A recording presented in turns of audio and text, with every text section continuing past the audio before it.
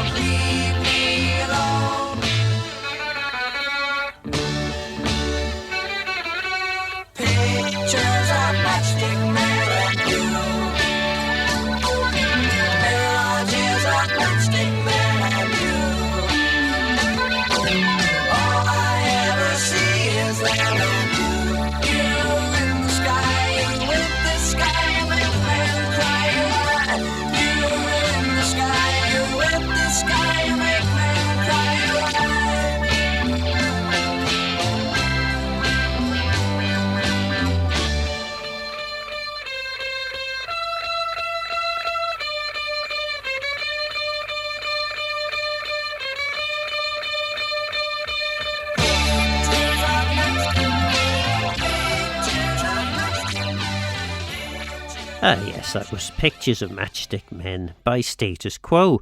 Well, I think more of an action man, or at least a heritage action man than a matchstick man, is Charles Gard, and he is another bit of our interview.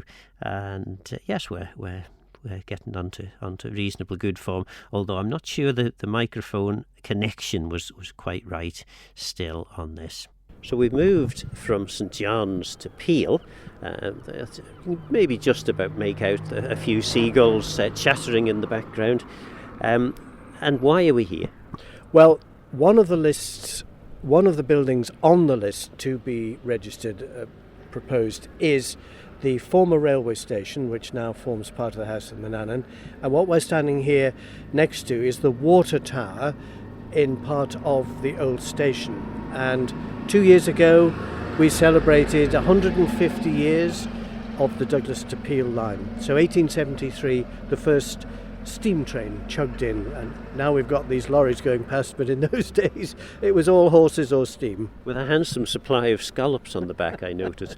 But yes, I mean, well, first of all, we're standing on, I presume, would it be part of the old platform, or was this just a kind of an end area that's been done up to look like a platform? Well, it probably was, because there's a bit of rail to our right here next to the road, but next to us is a slate tower with the old water tank on the top, and of course the trains would have had their drinks here. The side tanks would have been filled with water.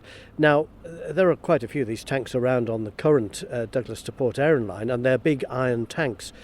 But if you look at this one, and I've only just realised this, it's actually made of slate. Huge pieces of slate have been bolted together, and presumably it's lined on the inside, and that's where the water was kept to feed the engines. Quite incredible. Yes, I had never noticed that. My assumption would have been it was large chunks of iron, but yeah, it is very definitely slate, and well worth coming to have a look at. And well worth preserving. And next to us here, thanks to the little brick building across the road, the Manx Transport Heritage Museum here in Peel, who do a fantastic job. I mean, that museum is really worth visiting. But next to us here is a carriage dating from 1873. So this is 150 years old and will have been used on the Peel to Douglas line. And tremendous to note that there are two sorts of carriage. There are second class and guard class. Yes, I'm very, very delighted that all the steam trains have a carriage with my name on. I have tried claiming that on occasion, but it hasn't always worked, I must say. Yeah.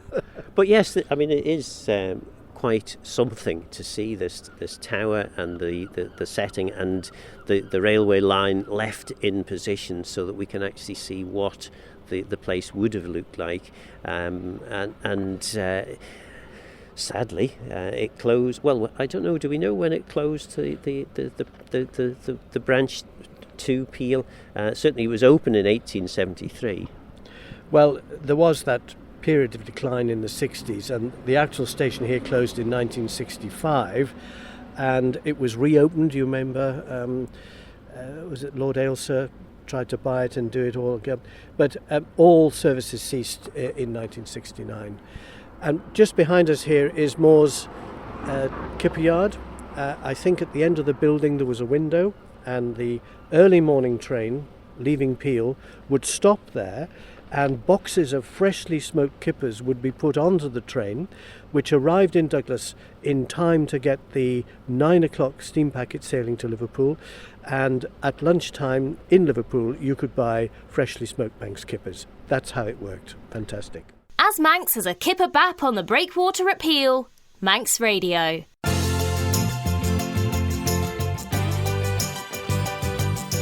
Galla's Gaccan, brought to you by the Gaelic Broadcasting Committee.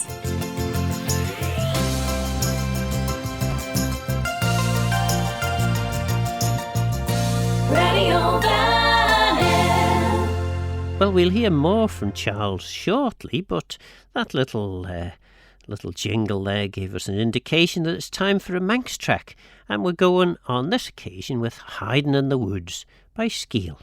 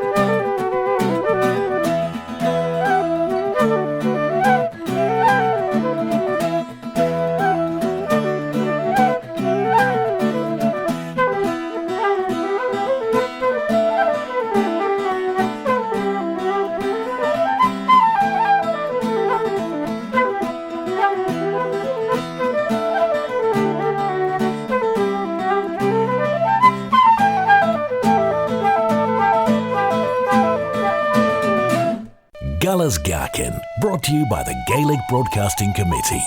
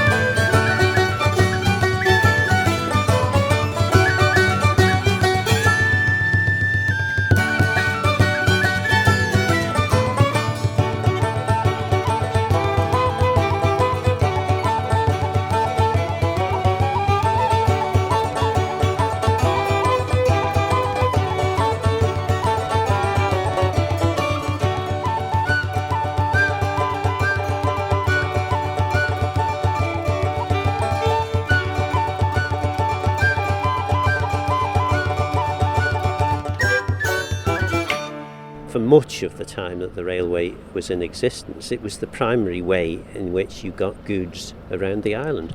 Absolutely.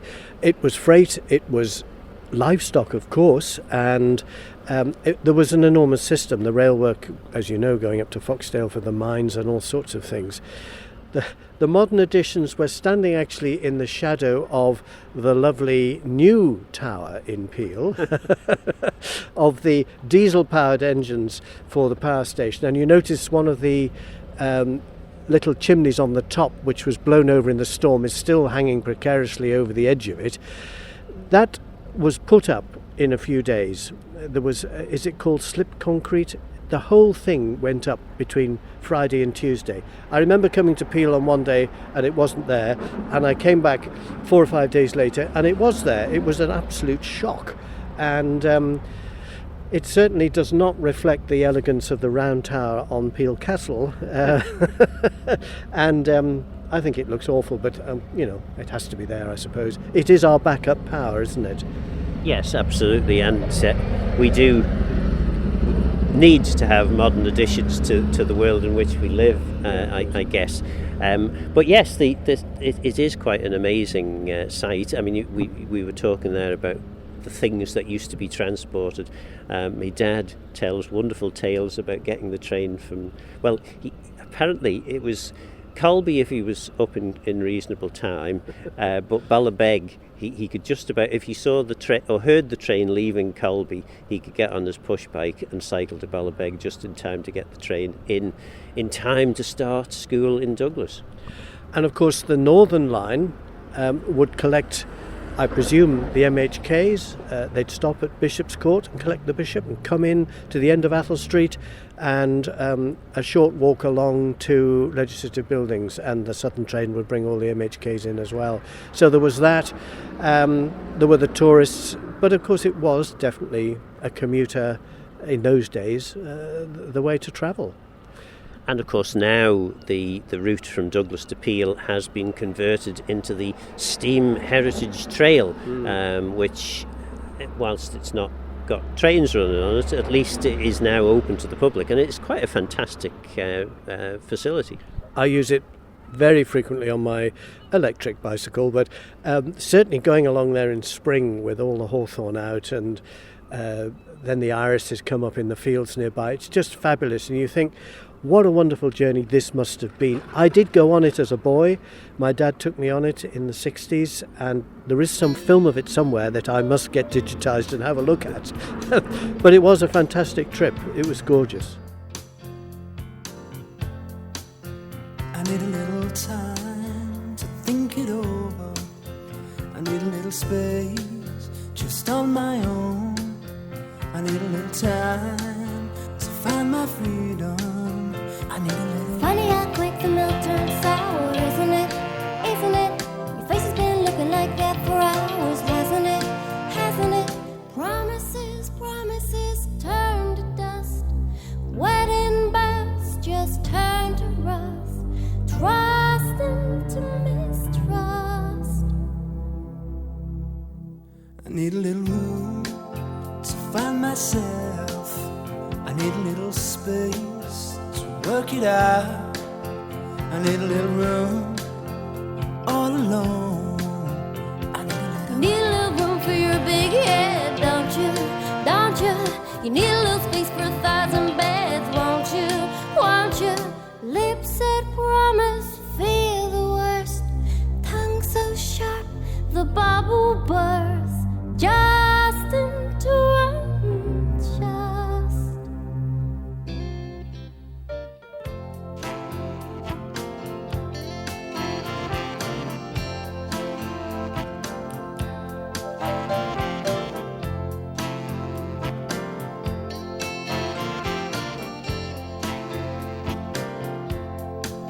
I've had a little time to find the truth, and I've had a little room to check what's wrong. I've had a little time, and I still love you. I've had a little. You had a little time and you had a little fun, didn't ya? Didn't ya? Well, you had yours, do you think I had none? Do ya? Do ya? The freedom that you wanted back is yours for good. I hope you're glad. Sad into unsaid. I had a little time to think it over. Had a little room to work it out. I found a little courage to call it off. I've had a little time. I've had a little time. So we're, as you said, we are opposite the Manx Transport Heritage Museum, or tashtey Eracht Vannan, as I would prefer to call it. And it describes itself as preserving and displaying the island's rich transport heritage. Why are these museums important, do you think? Well, I have the great privilege, along with Hazel Hannon, of being one of the patrons here, and you really need to go in there because the quality of the displays is fantastic. It's the same as the Lease Museum and, of course, the Manx Aviation Preservation Society Museum. The quality of what they've done is incredible. You could never say these are amateur museums because these people are far from being amateur. The professionalism and the knowledge.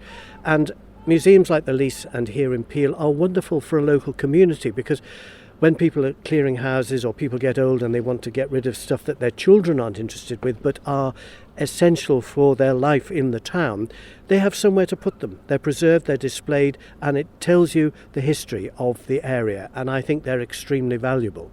And this one, of course, looking after this 1873 carriage here, they've got a P50 in there, and it's just absolutely fascinating. All run by volunteers, but volunteers who've got a real passion and a real expertise, and they greatly enhance the museum offerings on the island. Not in any way to take away from the main museum in Douglas, which itself, it must be one of the finest in the British Isles. I think it's fantastic. It's a great credit to the Isle of Man. The quality of displays, the academic probity of it, along with the archives, the staff of which are world famous for being so helpful. I mean, we're very lucky to have all of that. But these are not to be dismissed in any way. They offer just the same quality and preservation of our town's histories. Yes, you mentioned the museum in Douglas, the Manx Museum and National. What's it called? Well, the National Museum, I think they call it. I remember going to the British Museum and thinking, gosh, this isn't a patch on our museum, because there's so much stuff all put together in cases all next to each other. And you know, the great thing I think about what Manx National Heritage has done is it tells a story, and it's clear. The exhibits are there to show the story, as opposed to these are all very rare and important exhibits, so we'll stick them all together in cases. It is the story of man. I was making that film, The Story of Man, with Rob Rohrer and Marion Nelson years ago in the 80s, and it was a working title, The Story of Man, and I thought, well, that's not really a good title. I'm going to look through all of T. Brown, all of Hall Caine, all of Mona Douglas's. I'm going to come up with a better, more romantic title. But none of the titles actually said it as it was, The Story of Man, double N. And that's what Stephen Harrison took on board, and it's been there ever since. So, and sometimes we overcomplicate these things, don't we? Because, you know, yeah, you could come up with all kinds of wonderful romantic names for it, but it's pretty clear what it is, isn't it? Yes, and of course it was taken up by some businesses. I think we had Windows of Man and possibly Toilets and Bathrooms of Man, I don't know. But some people did cotton on to it. Well, I didn't quite get to the end of the interview with Charles, but hopefully we'll fit that in a few weeks' time. That's about it from Guller's Gaccan for this week. I hope you've enjoyed the programme as much as I have. It's always good if I enjoy the programme, but I'd like to think that you do too. Bobby Bob is up next with Claire na Gael, and we're going to play out now to Barul with the most beautiful piece of music, Irina Grania, one of Bobby Bob's tunes.